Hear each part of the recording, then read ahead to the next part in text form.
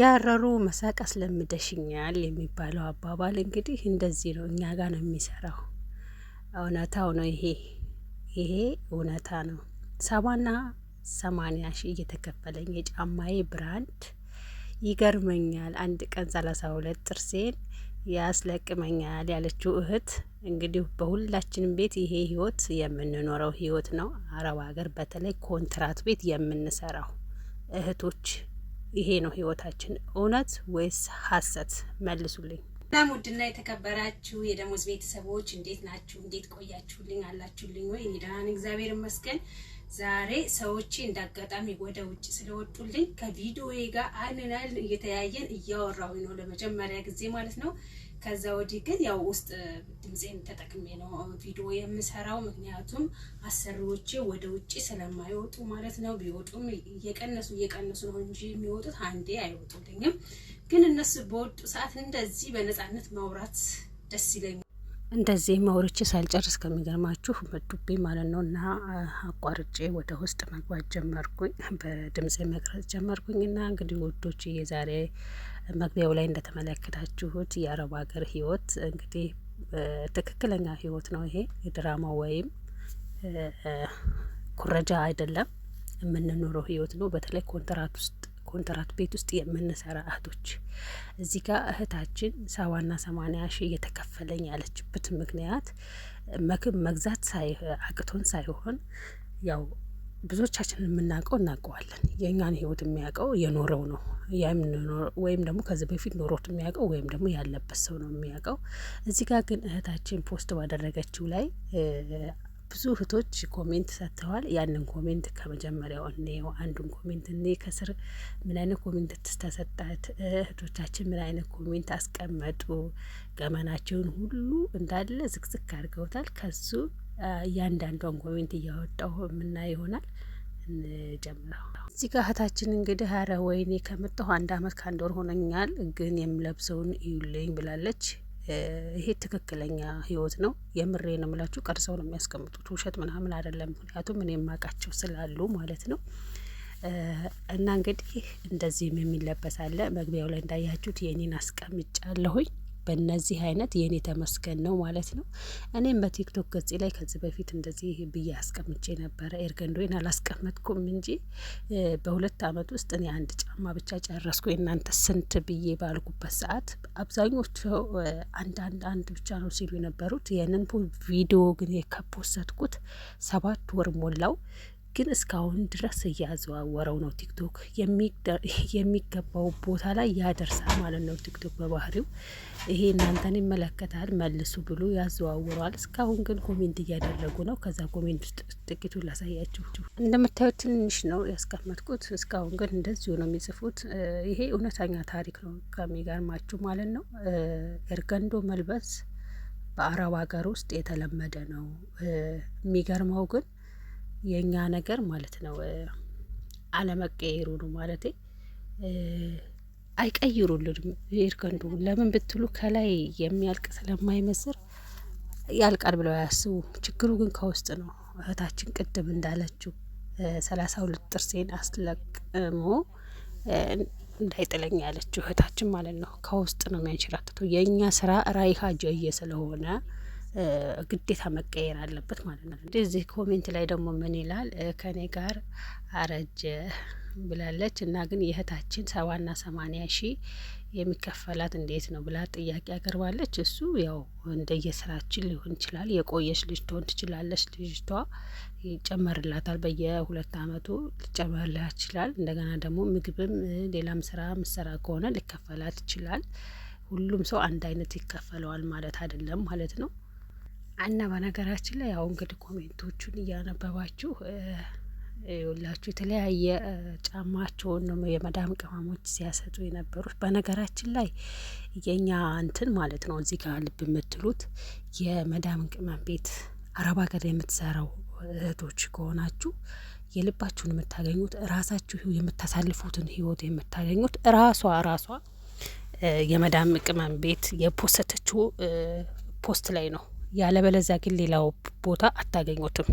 ብትናገሩም ማንም ሊረዳችሁ አይችልም። ያው ያሳለፈው ሰውና ቀምሶ የሚያውቀው ሰው ብቻ ነው የእኛን አኗሯ ነው የሚያውቀው። በነገራችን ላይ ግን እግዚአብሔር ይመስገን ሀሳባችንን እየወጣን እንደዚህ ለምንገልጽበት ሶሻል ሚዲያ ስለመኖሩ እንደውም እግዚአብሔር ይመስገን። ማን ይረዳናል? ማንም ሊረዳን እኮ አይችልም።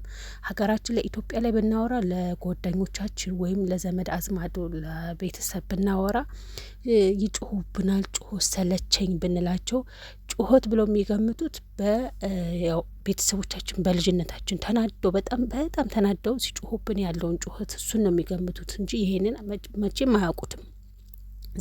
እዚህ ሀገር ያለውን ቦምብ ጩኸት አያውቁትም። የእለት እለት እንትናችን ቀለባችን መሆኑን ማለት ነው። ሙቀቱ ስንል ደግሞ ኢትዮጵያ ላይ በቃ በኃይለኛ ሞቀስ ብለን ስንል ብለን ያልነውን ነው ለእኛ የሚገምቱልን ማለት ነው። ግን ይሄ ወሰን ወደር የለውም። አረብ ሀገር ያለ ሙቀት ወሰን ወደር የለውም። ስንነግረውም ራሱ ቃላት ያጥረናል ማለት ነው። ግን ቦታው ላይ ያለ ሰው ብቻ ነው የእኛን ሀሳብ ሊረዳ የሚችለው። እና ሶሻል ሚዲያ ላይ ግን እንደዚህ ሰው ሀሳቡን መግለጹ አውጥቶ ማስጣቱ እዛ ላሉት ሰዎች ለእኛ አሪፍ ነው፣ ይረዳሉ ብዬ አስባለሁ። በጣም ማለት ነው።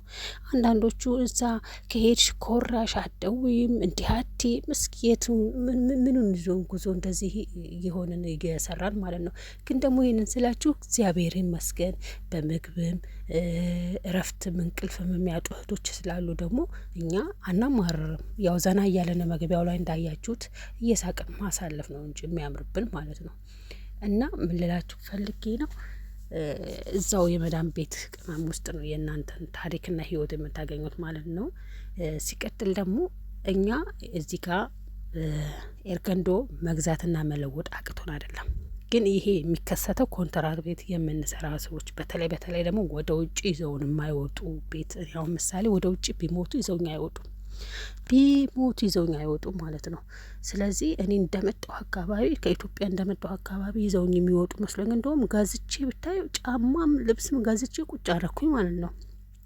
ሲወጡ ይዘውን ከወጡ ለባብሼ ቀይሬ እወጣለሁ። ዩኒፎርሜ ቀይሬ ብዬ አስቤ ባያቸው ወፍ የለም። አሁን ያንን የገዛሁትን ልብስ ምንድነው የማደርገው? ክላሴ ውስጥ ስገባ እየለበስኩ እየለበስኩኝ ፎቶ እነሳበታለሁ። ምንም አማራጭ የለኝም። ፎቶ እነሳበታለሁ። ዘንጬ ግን እቀመጣለሁ። ግን እዛው ክላሴ ውስጥ እኮ ነው የምላችሁ። የብዙዎች ህይወት ነው ይሄ ነገር ማለት ነው። እንደዛ ነው የማደርገው ተናድጄ ማለት ነው። እኔ በፊት እዛ ቤሩት እያለሁ ግን ይዘውኝ ስለሚወጡ እንደዛ መስሎኝ ነው። ግን እዚህ መውጣት ነውር ነው መንዋ እና የሚወጡ ልጆች ግን እናውቃቸዋለን እንዴት ገዝተው እንደሚለብሱ ማለት ነው። እኔ የሚገርመኝ አንዳለች እዚህ ጋር ሱብሃንአላህ ለሌላ ሰው ቢሆን እኮ እኛ አንደኛ ነን ያለች ለሌላ ሰው ቢሆን አንደኛ ነን ብላ ያፖስተች እዚህ ኮሜንት ላይ እሷ ልጅ ምንድነው ታው እውነት ነው፣ በደንብ እውነት ነው። እዚህ ጋር ምን አለ መሰላችሁ እኛ ሚዲያ ላይ ተቸገርን እንዲህ አጣ ምናምን ለሚሉ ሰዎች ለመርዳት አንደኛ ነን። ማንም አይለም በዚህ ማንም አይለንም። ኢትዮጵያም ደግሞ ዘመድ አዝማድ ካሉን ቤተሰቦች ካሉን አመት በዓል ሲመጣ ይሄን ልበሺ፣ ይሄን አርጊ ልጆቻችን ልጅ ካለን ደግሞ ለልጆቻችን በዓልን ጠብቀን ዝንጥ አድርገን ነው የምናለብሳቸው። እኛ ግን በዚህ በተቀዳደደ ከቦታ ቦጫጀቅ ኤርገንዶ ነው የምናሳልፈው ማለት ነው። ግን የምናሳልፍበት ምክንያት ይሄው ነው። አረቦች ምን አለባቸው መሰላችሁ? አንዴ መግዛት ካስለመድ ናቸው፣ አንዴ የሆነ እቃ ለራሳችን ስንገዛ ካዩን ቢሞቱ የእነሱን ግዴታ አይወጡም። ኃላፊነታቸውን ግዴታ ያለባቸውን ኃላፊነት አይወጡም።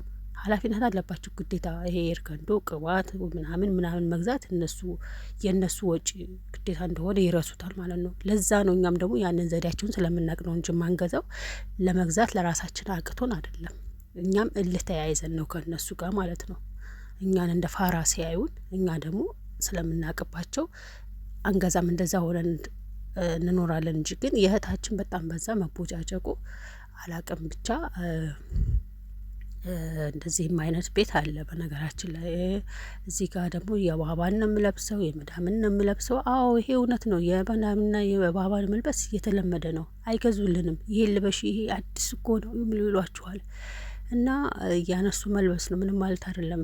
ጥብ እያደረጋችሁ ልበሱ። እንግዲህ ማማር በሀገር ነው፣ መዘነጥ በሀገር ነው። ወደ ኢትዮጵያ ስትሄዱ እንደዚህ ሽክ ብላችሁ ዝንጥ ብላችሁ ትሄዳላችሁ። ለዛ ያደርሳችሁና የመዳም ቅመሞች አይዟችሁ፣ በርዱ በያላችሁበት።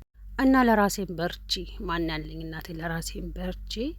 እና ውዶችዬ ይህንን ቪዲዮ ስታዩት እንግዲህ አዲስ ከሆናችሁ ሰብስክራይብ እያደረጋችሁ ቤተሰቡን አዳዲስ ነገሮችን በየሳምንቱ ለቃለሁ። ቤተሰብ የሆናችሁ ደግሞ ላይክ እያደረጋችሁ ያያችሁትን ደግሞ ለሼር አድርጎ ማለት ነው። እኛ ዘና የምንለው እንግዲህ እንደዚህ ሶሻል ሚዲያ ላይ እየወጣን አንዳንድ ባቀርብ ነው እንትን ማለት ነው እና ብቻ ሼር አድርጎ ቤተሰቦች አበረታቱ፣ ቤተሰብ ሆኑ እያልኩኝ ከወዲሁ ሰናበታለሁ። አመሰግናለሁ ውዶችዬ፣ አመሰግናለሁ። ባይ ባይ። መልካም ቀን ለሁላችሁም ይሁን። አመሰግናለሁ። ባይ